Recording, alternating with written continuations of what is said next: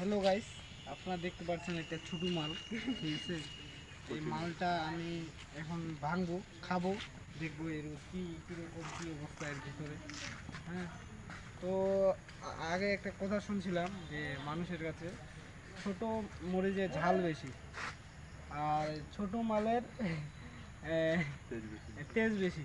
ঠিক আছে, তো আজকে দেখবো এই ছোট মালের তেজ কীরকম আর ছোট মালের ইয়ে কীরকম আর কি, অ্যাকশন কীরকম। তো দেখেন, সাথেই ভাঙতেছি কীরকম।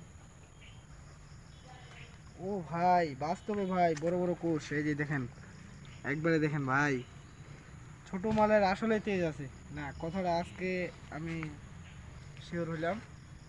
দেখি, খাই দেখি কীরকম টেস্ট।